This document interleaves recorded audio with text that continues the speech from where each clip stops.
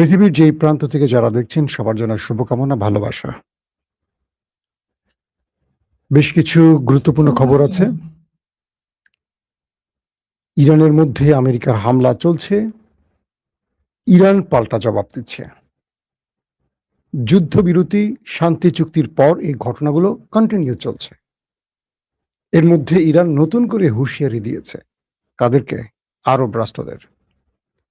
বলছে, আপনাদের কাছে আমাদের দাওয়াত, আপনারা দখলদার বাহিনীকে আপনাদের দেশ থেকে বের করে দেন। কারণ তারা যে হামলাগুলো ইরানে করছে, আপনাদের দেশ ব্যবহার করে করছে। যদি ইরানে আর একটি হামলা হয়, পুরো গালফ ইরান জ্বালিয়ে দেবে। ইরান ধ্বংস হবে, কিন্তু একা নয়, পুরো আরবকে নিয়ে ধ্বংস হবে। কি ভয়ঙ্কর হুঁশিয়ারি! পাশাপাশি নরেন্দ্র মোদীর দোস্ত, শেখ হাসিনার বন্ধু নরেন্দ্র মোদীর দোস্ত বেনিয়ামিন নেতানিয়াহুর বিরুদ্ধে তুরস্কের আদালত গ্রেফতারি পরোয়ানা জারি করেছে, রেড নোটিশ পাঠানো হয়েছে। আরো বেশ কিছু খবর থাকবে এবং আমেরিকার ভাইস প্রেসিডেন্টের সাথে ইসরায়েলের দ্বন্দ্ব এখন চরমে। কিন্তু কেন? জেডি ভেন্স কি চাইছেন আসলে? কিছু ভালো খবর আছে আপনাদের জন্য। প্রথমে আমি কিছু তথ্য আপনাদের দিলাম, মূল খবরে যাচ্ছি। মার্কিন হামলা যে অঞ্চলগুলো থেকে আসবে ইরানের ভেতরে, সেখানে ইরান টার্গেট করবে। ইরানের সামরিক বাহিনী সতর্ক করেছে গালফ কান্ট্রিকে। বলছে, যুক্তরাষ্ট্র যদি ইরানের বেসামরিক স্থাপনাগুলোতে হামলা চালানোর চেষ্টা করে, তো যে দেশগুলো ঘাঁটি দিবে বা যে ঘাঁটি থেকে ইরানে হামলা হবে, সে দেশগুলোকে মাটির সাথে মিশিয়ে ফেলবে ইরান। এতদিন শুধু মার্কিন ঘাঁটিকে লক্ষ্য করে ইরান আক্রমণ চালিয়েছে। এবার ইরান সেই দেশগুলোর বেসামরিক টার্গেটেও হামলা করবে। এই একটি খবরে আরবের প্যান্ট ভিজে গেছে। কি ঘটেছে আসলে? প্রথমে একটি খবর আমি আপনাদের দিয়ে আসি মেহের নিউজের সৌজন্যে। তারা কি বলছে? ইরানের পররাষ্ট্র মন্ত্রণালয় বিদেশি ভূখণ্ডে সামরিক ঘাঁটি ও বাহিনী মোতায়েন করে রাষ্ট্রীয় সার্বভৌমত্ব লঙ্ঘনে মার্কিন ঔপনিবেশিক ও ঔদ্ধত্যপূর্ণ নীতির নিন্দা জানিয়েছে। অর্থাৎ গালফের ভেতর থেকে ইরানে যে হামলা করছে আমেরিকা, এটা নিন্দা করেছে তারা। বলা হয়েছে, ইসলামী প্রজাতন্ত্রের বিরুদ্ধে হামলা প্রস্তুতি ও পরিচালনার জন্য ওয়াশিংটন যাতে আরবের কোনো ভূমি, জল বা আকাশপথ ব্যবহার করতে না পারে, তা বন্ধ করার সুস্পষ্ট দায়িত্ব হলো সেই দেশগুলোর, মানে আরব দেশগুলোর। বিশেষ করে ইরানের দক্ষিণের প্রতিবেশী দেশগুলোর উপর এটি পুরোপুরি বর্তায়। কে বলছে? ইরান। ইরানের পররাষ্ট্র মন্ত্রণালয় বলছে, ইরানের বিরুদ্ধে আগ্রাসনের জন্য ব্যবহৃত মার্কিন ঘাঁটি, স্থাপনা ও সম্পদের উপর ইরানের আত্মরক্ষামূলক হামলা আন্তর্জাতিক আইন এবং জাতিসংঘ সনদের 51 অনুচ্ছেদের অধীনে ইরান আইনগত ও সহজাত আত্মরক্ষার অধিকারের সঙ্গে সংগতিপূর্ণ। বুঝছেন? সংগতিপূর্ণ মানে ইরান আক্রান্ত হলে আমেরিকার প্রত্যেকটি ঘাঁটি হবে তাদের জন্য বৈধ লক্ষ্য। এটা জাতিসংঘ এবং আন্তর্জাতিক আইন অনুযায়ী তাদের যে 51 ধারা আছে, অনুচ্ছেদ আছে, সেই হিসেবে ইরান তার আত্মরক্ষার জন্য তাদের হামলা করতে পারবে। এবং এটি দক্ষিণ পারস্য, ইরান বলছে এটি দক্ষিণ পারস্য উপসাগরে প্রতিবেশী দেশগুলোকে অবিলম্বে আগ্রাসনকারীদের ইরানের বিরুদ্ধে আগ্রাসনের জন্য তাদের স্থাপনা ও ভূখণ্ড, সামুদ্রিক ও আকাশসীমা ব্যবহার করা থেকে বিরত রাখতে হবে। আরবদেরকে বলা হচ্ছে, তোমরা আমেরিকাকে তোমাদের ভূমি, আকাশ সবকিছু ব্যবহারের মানে নিষেধ করে দাও, বাধা সৃষ্টি করো, নতুবা তোমরা টার্গেটে পড়বে। ইরানের বিরুদ্ধে তারা বলছে যে যাতে এই অঞ্চলে যুদ্ধের আগুনে ধারাবাহিকতা ও ধারাবাহিকতা ও বিস্তার রোধ করা যায়। এটি এই অঞ্চলের দেশগুলোর মধ্যে শত্রুতা ও অবিশ্বাস সৃষ্টি করছে। অর্থাৎ আরবের সাথে ইরানের মধ্যে যে অবিশ্বাস তৈরি হচ্ছে বা শত্রুতা তৈরি হচ্ছে, এটি আমেরিকার কারণে তৈরি হচ্ছে। এটা ইরান নিজে আরবদেরকে জানিয়ে দিয়েছে। এই বক্তব্যটি ইরান আরবদের উদ্দেশ্যে দিচ্ছে, আমাকে আপনাকে না, আরবদের উদ্দেশ্যে, যারা আমেরিকাকে ঘাঁটি দিয়ে ইরানে হামলায় সহযোগিতা করছে তাদের উদ্দেশ্যে। এই অঞ্চলের দেশগুলোর মধ্যে শত্রুতা ও অবিশ্বাস সৃষ্টির একটি অশুভ আমেরিকান জায়নবাদী ষড়যন্ত্রকে সফল হতে না দেওয়ার বিষয় আরবদের সতর্ক থাকতে হবে এবং দায়িত্বশীল হতে হবে, এটা বলছে ইরান। ইরানের পররাষ্ট্র মন্ত্রণালয় আরো বলছে, ইরানের তার কোনো প্রতিবেশী বা এই অঞ্চলের কোনো দেশের প্রতি কোনো বৈরিতা বা শত্রুতা নেই, এবং তারা বলছে তারা দৃঢ়ভাবে বিশ্বাস করে দীর্ঘস্থায়ী নিরাপত্তার একমাত্র পথ হলো আমেরিকার সামরিক উপস্থিতি এবং ধ্বংসাত্মক বিদ্বেষপূর্ণ হস্তক্ষেপমূলক আক্রমণ থেকে আরবকে তাদের নিবৃত্ত করা। আমি আশা করছি আপনারা পুরো বিষয়টি ক্লিয়ার বুঝতে পেরেছেন যে আরবের উদ্দেশ্যে ইরান যে বার্তাগুলো দিচ্ছে, এখানে একদম খুবই স্পষ্ট বক্তব্য।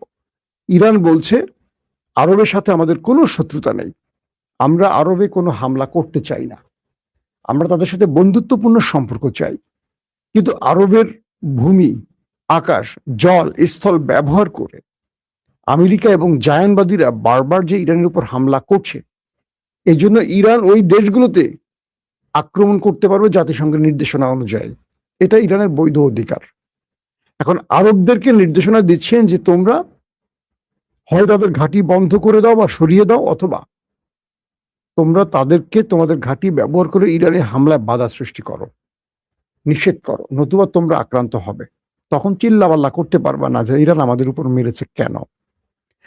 আমার দেশ, ধরেন বাংলাদেশ থেকে যদি কোনো একটি দেশ, বাংলাদেশ সেনাবাহিনী না, বাংলাদেশের ভেতর থেকে যদি ধরেন কোনো একটি সন্ত্রাসী বাহিনী ভারতে হামলা করে, ভারত কি করবে? বাংলাদেশের উপরে তো হামলা করবে। এটা কি নিয়ম নাকি অনিয়ম বলেন? কারণ বাংলাদেশের ভূখণ্ড থেকে ভারতে হামলা হলে বা ভারতের ভূখণ্ড থেকে বাংলাদেশে হামলা হলে বাংলাদেশের টার্গেট, বৈধ টার্গেট হবে ভারত। এটি আইন, মানে জাতিসংঘের আইন অনুযায়ী 51 ধারা অনুযায়ী এই বিষয়টি ইরান স্মরণ করিয়ে দিয়েছে। পাশাপাশি আইআরজিসি তারা বলছে অপারেশন নাসার 2 এর আওতায় আইআরজিসি নৌ ও মহাকাশ বাহিনী যৌথ ক্ষেপণাস্ত্র ও ড্রোন হামলা চালিয়েছে মার্কিন ঘাঁটিগুলোকে লক্ষ্য করে, এবং তারা বলছে একটি সিআরএম আগাম সতর্কীকরণ ব্যবস্থা এবং মার্কিন সৈন্যদের তাদের যে আবাসন বা তাদের যেখানে সেনা ঘাঁটি বা যেখানে সেনারা অবস্থান করছে সেটি ধ্বংস করে দিয়েছে ইরান। বলছে যে কুয়েতের জনগণের প্রতি আমাদের আবেদন, কুয়েত সরকারের উপর তোমরা চাপ সৃষ্টি করো যাতে মার্কিনীরা কোনো ঘাঁটি ব্যবহার করে ইরানে হামলা করতে না পারে, কারণ কুয়েত আমাদের বন্ধু, কুয়েতের জনগণ আমাদের ভাই, আমরা কুয়েতে কোনো হামলা করতে চাই না, কিন্তু বাধ্য হয়ে যদি হামলা করি এজন্য আমরা ক্ষমা চেয়ে নিচ্ছি, কারণ কুয়েতের ভেতর থেকে আগে আমাদের দেশে হামলা হচ্ছে। এটি শুধু কুয়েত না, কুয়েত, বাহরাইন, জর্দান, কাতার সহ প্রত্যেকটি আরব দেশের জনগণের কাছে ইরান এই বার্তাটি পাঠিয়েছে আজকে। দর্শক আসেন আপনাদেরকে এবার কিছু বিশ্লেষণ তুলে ধরে আমি কয়েকটি গুরুত্বপূর্ণ নিউজ আপনাদেরকে জাস্ট জানালাম। তেহরান ও ওয়াশিংটনের মধ্যে ক্রমবর্ধমান উত্তেজনার মধ্যে আজ হরমুজ প্রণালীর কাছে কেশম দ্বীপে একটি নতুন মার্কিন বিমান হামলার খবর দিয়েছে ইরান। তারা বলছে কেশম দ্বীপে ইরানের কেশম দ্বীপে আবারও আমেরিকা হামলা করেছে। ইরানি কর্মকর্তাদের উদ্ধৃতি দিয়ে কয়েকটি গণমাধ্যম জানিয়েছে সন্ধ্যা 6:10 দ্বীপটির নিকটবর্তী বিভিন্ন স্থানে ক্ষেপণাস্ত্র আঘাত চালায় আমেরিকা।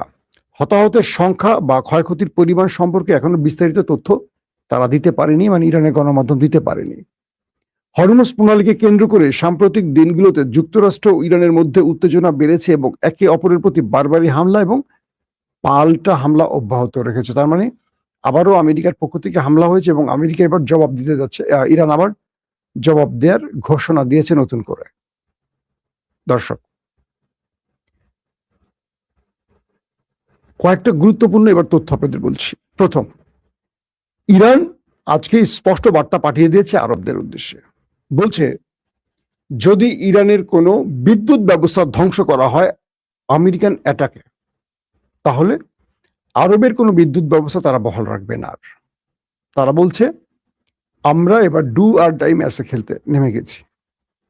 ইরান বলছে আরবদের উদ্দেশ্যে যে আমরা আপনাদেরকে বন্ধু হিসেবে বা ভাই হিসেবে আগাম বার্তা পাঠাচ্ছি, যদি আমেরিকা বা আমাদের শত্রুরা আরবের কোনো দেশ বা মধ্যপ্রাচ্যে আমাদের মিত্র বন্ধু বা প্রতিবেশী কোনো দেশের ঘাঁটি, জল, স্থল, ভূমি ব্যবহার করে হামলা করে এবং ইরানের কোনো বিদ্যুৎ অবকাঠামো ধ্বংস হয়, জ্বালানি কেন্দ্র ধ্বংস হয়, পানি শোচনাগার ধ্বংস হয়, কোনো বেসামরিক স্থাপনা, সেটা ব্রিজ, কালভার্ট, স্কুল, কলেজ বা গবেষণা প্রতিষ্ঠান, কোনো বেসামরিক প্রতিষ্ঠানে হামলা হয়, এবার ইরান সেই বেসামরিক প্রতিষ্ঠানগুলো অর্থাৎ আরবে থাকা, ধরেন সৌদি আরবে থাকা, কাতারে থাকা, কুয়েতে থাকা, আরব আমিরে থাকা, জর্ডান থাকা, বাহরাইনে থাকা, কুয়েতে থাকা প্রত্যেকটা দেশকে এবার টার্গেট করবে ইরান। ইরান ঘোষণা দিয়ে দিয়েছে এবার আমরা মারো বা মরো নীতিতে লড়াইতে নামছি এবং এবার যুদ্ধটা হচ্ছে বড় ফ্রেমে আমাদের যুদ্ধটা শুরু হচ্ছে এবং ইরান আবারও বলছে যে আমরা আমাদের বন্ধু রাষ্ট্রে হামলা করতে চাই না, কিন্তু বাধ্য হয়ে আমরা আমাদের ভয়ঙ্কর মিসাইলগুলোকে প্রস্তুত করেছি শুধু নির্দেশনার জন্য, সবুজ সংকেতের জন্য এখন আমরা অপেক্ষা করছি। আইআরজিসি বলছে সবুজ সংকেত দিবেন কে? মুস্তফা খামেনি। ইরান বলছে যখনই ইরানের কোনো বিদ্যুৎ কেন্দ্রে হামলা হবে সঙ্গে সঙ্গে আরবে থাকা সকল বিদ্যুৎ কেন্দ্র আমরা ধ্বংস করে ফেলবো, সকল, একটি নয় সকল। যখন ইরানের কোনো পানির রিফাইনারিতে হামলা হবে, ওয়াটার রিফাইনারি, আরবের প্রত্যেকটা রিফাইনারি আমরা ধ্বংস করে ফেলবো, পুরো আরবকে পানিহীন করে ফেলবো। কারণ আরব আমাদের কথা শুনছে না এখন পর্যন্ত। আমেরিকা যদি আরবকে বলছে, আমেরিকা যদি তোমাদের বাঁচাতে পারে, তোমাদের বাপ যদি বাঁচাতে পারে, তোমরা তোমাদের বাপের পা ধরে বসে থাকো। কিন্তু এবার আরবকে আমরা সবচেয়ে বড় ধাক্কাটা দিব, কিন্তু আমরা দিতে চাই না, কারণ আরবের প্রতিটি মানুষ আমাদের ভাই। দেখেন ইরান আর কত ধৈর্যের পরিচয় দিবে, কতটা সহমর্মিতা, ভ্রাতৃত্বের পরিচয় দিবে, আর কিছু আছে? বারবার বলছে ইরান, বলছে আমাদের বিদ্যুৎ কেন্দ্র ধ্বংস হলে তোমাদের একটা বিদ্যুৎ কেন্দ্র থাকবে না। যদি আরবে বিদ্যুৎ কেন্দ্র না থাকে, আরবে কত লক্ষ লোক মারা যাবে জানেন আপনি? ওই দেশগুলো আমাদের দেশের মতো না। আমরা বিদ্যুৎ না থাকলে, যেমন আমাদের দেশে যদি একটু জোরে বাতাস হয়, ধরেন পাশের বিল্ডিং থেকে কেউ ফু দিল, সঙ্গে সঙ্গে দেখবেন বিদ্যুৎ নাই। 54 বছরে আমাদের বাংলাদেশের রাজনীতিবিদরা এই সিস্টেমটা তৈরি করে দিয়ে গেছে। পাশের বিল্ডিং থেকে ফু দেয়, এই বিল্ডিং এ বিদ্যুৎ বন্ধ হয়ে যায়, কারণ ঝড়। একটু হালকা আকাশ কালো হলে দেখবেন যে 2 দিন বিদ্যুৎ নেই বাংলাদেশে অনেক জায়গায়। কিন্তু আমরা তো সেটা সহ্য করে নিতে পারি। সৌদি আরবের তাপমাত্রা জানেন? আরবের ওখানে বাথরুম বলেন, ঘর বলেন, প্রত্যেকটা জায়গায় এসি সিস্টেমে থাকে। তো যখন বিদ্যুৎ ব্যবস্থা ভেঙে পড়বে, এই লোকগুলো পাগল হয়ে যাবে। এই লোকগুলো সব সিস্টেম হলো আধুনিক ইলেকট্রিক সিস্টেম, বিদ্যুৎ সিস্টেমের উপর ডিপেন্ড করে, সব অচল হয়ে যাবে। এবং পানি, আরবের সাগরের লবণাক্ত পানিকে রিফাইনিং করে তারা মিষ্টি পানি হিসাবে ব্যবহার করে। তো এই পানি শোধনাগার যদি ধ্বংস করে দেয়, শোধনাগারগুলো ধ্বংসের ফলে কি হবে? পুরো আরব পানির জন্য মরবে, পানির জন্য। একটা মরুভূমি আরবগুলি, পানি পাবে না। তারপরে হাসপাতাল, ইরানের হাসপাতাল টার্গেট হলে আরবের হাসপাতালগুলো টার্গেট হবে। কোনো আরবের হাসপাতাল বাদ রাখবে না। এখন যদি ইরান আরবদের ছাড় দেয় যে আমি আরবকে মারবো না, ওরা আমাদের ভাই, তাহলে আমেরিকা হামলা বন্ধ করবে না। এখন আমেরিকার হামলা বন্ধ করতে আরবের গলা টিপে ধরতে হবে ইরান, এটা এখন বুঝে গেছে। এবং দেখেন খুব ভয়ঙ্কর যে ব্যাপারটি, আজকে মার্কিন ভাইস প্রেসিডেন্ট অর্থাৎ ট্রাম্প যদি উপরে চলে যায় বা ট্রাম্পের যদি কিছু হয়, মার্কিন প্রেসিডেন্ট হবেন জেডি ভেন্স, ভাইস প্রেসিডেন্ট। তিনি প্রকাশ্যে বলছেন যে এই যুদ্ধটা ইসরায়েল আবার বাধ্য করেছে আমেরিকাকে যুদ্ধে নামাতে। জেডি ভেন্স বলছেন, মানে জেডি ভেন্স কিন্তু যুদ্ধের বিপরীত, তিনি শান্তির পক্ষে। কিন্তু আরো 2-3 জন অ্যাডভাইজার আছে ডোনাল্ড ট্রাম্পের, একজন মার্ক রুবিও, একজন তার জামাতা জারেড কুশনার, আরেকজন আছে স্টিভ উইটকফ। এই সবগুলো হলো ইসরায়েলের দালাল। এরা কিন্তু যুদ্ধে বাধ্য করছে মার্ক রুবিওর চেয়ে স্টিভ উইটকফ বেশি। কিন্তু জেডি ভেন্স বারবারই আলোচনার মাধ্যমে সমাধান খুঁজতে চান। এখন জেডি ভেন্সের বিরুদ্ধে বিশাল অর্থ বিনিয়োগ করে ইহুদিরা আমেরিকায় তার বিরুদ্ধে প্রচারণা শুরু করেছে। পুরো মার্কিন লবিটা, যারা ইহুদি লবি, তারা জেডি ভেন্সের বিরুদ্ধে লেগে গেছে, কারণ জেডি ভেন্স এই যুদ্ধ চাচ্ছেন না। তিনি বলছেন এই যুদ্ধ ইরানের কি ক্ষতি হবে তার চেয়ে বেশি আমেরিকার ক্ষতি হচ্ছে। আমেরিকার স্বার্থে তিনি বলছেন এই যুদ্ধ বন্ধ করা উচিত। কিন্তু শান্তি চুক্তি প্রতিষ্ঠিত হওয়ার পর, স্বাক্ষরিত হওয়ার পরও এই ইহুদিরা বা এই ইসরায়েল আমেরিকাকে আবার যুদ্ধে নামিয়েছে। কে বলছে? জেডি ভেন্স, আমি না, জেডি ভেন্স বলছে। তার মানে আমেরিকা বা ডোনাল্ড ট্রাম্প আবারও যে নেতানিয়াহুর চাপে পড়ে যুদ্ধে নেমেছেন, এটা জেডি ভেন্স ফাঁস করে দিয়েছে। তো জেডি ভেন্স বলছেন যা এখন হচ্ছে এটা কাম্য নয়। আমরা আলোচনার টেবিল প্রস্তুত রেখেছি, কিন্তু সেই আলোচনা বারবার ব্যর্থ হচ্ছে ওই অদৃশ্য শক্তিটার জন্য, আর সেটা হলো ইসরায়েল। আর এইসব বক্তব্যের জন্য ইসরায়েল তার বিরুদ্ধে নেমেছে। তাদের সকল লবি, অলিগার, ডিপ স্টেট ব্যবহার করে এখন জেডি ভেন্সের বিরুদ্ধে প্রচারণা শুরু করে দিয়েছে।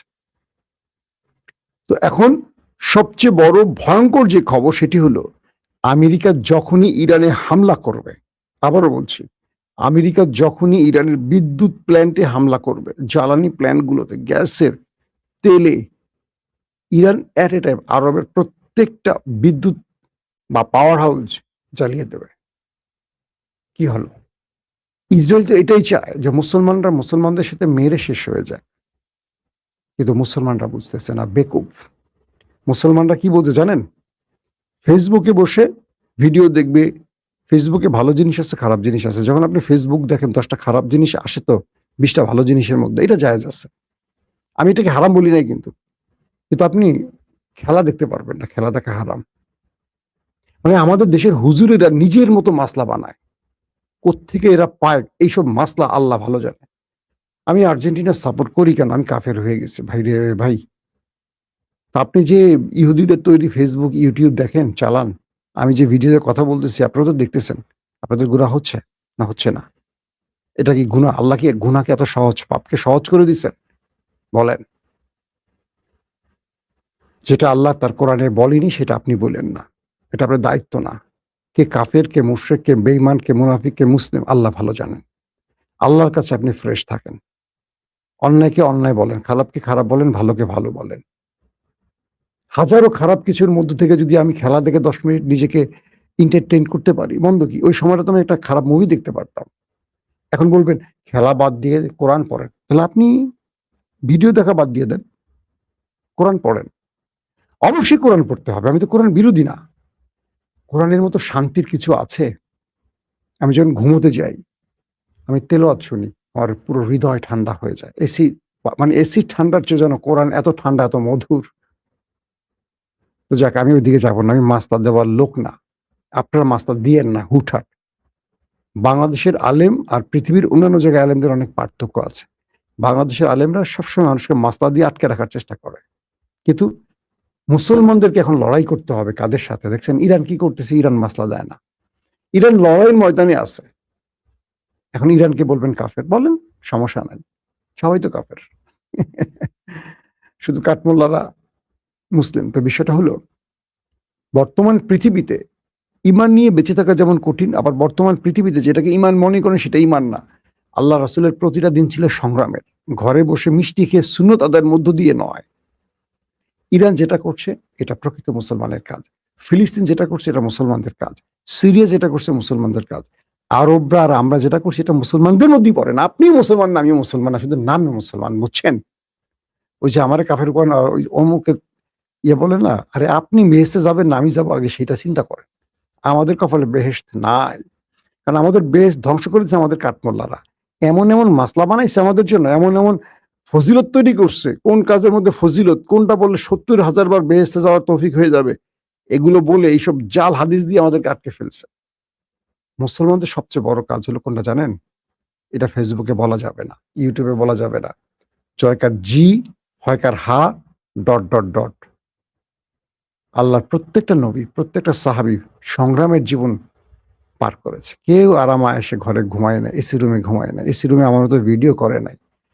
ঠান্ডা দেখেন না, কোট পরে বসে আছে, ঠান্ডা চারদিকে, এসির মধ্যে। আমি কিভাবে বেঁচে যাব? আমি তো যাবই না। আল্লাহর কাছে ফরিয়াদ করি, আল্লাহ একটু মাফ করো আমারে। আমি আমার দর্শকদেরকেও বলবো যে আল্লাহ তাদেরকেও মাফ করুন। তো আমাদের সবচেয়ে বড় ভুল, আমরা একে অপরকে দায়ী করে নিজেরা গুনাহগার হই। আসেন আমরা প্রত্যেকে নিজেকে আগে মুক্ত করি, অন্যকে আমরা পরে মাসলা দেই। আরবের লোকগুলোকে একবার চিন্তা করেন, আল্লাহ নবীরা যে দেশগুলোতে আসছে তারা আমেরিকা, ইসরায়েলের সাথে বন্ধুত্ব করে মুসলিম দেশগুলোকে ধ্বংসে সাহায্য করে। এর চেয়ে দুঃখের কিছু আছে? আজকে ইরান কি বলছে জানেন? জর্দানকে এটা নবীগণের আশ্রয়স্থল, বিশ্রামস্থল, এত নবী আসছে, জর্দানে, সেই জর্দানটা পুরো ইসরায়েলের কন্ট্রোলে। আফসোস না? তো এত হাজার হাজার নবীরা আসছেন যে অঞ্চলগুলোতে, সেই অঞ্চলগুলোতে শুধু জুব্বা পাগড়ি আছে আর ভিতরে ইমান আর নাই, ইমান চলে গেছে হাওয়া হয়ে। এর চেয়ে দুঃসংবাদ বা দুঃখের সংবাদ আমাদের মুসলমানদের জন্য আর কিছু হতে পারে না। আল্লাহ হাফিজ।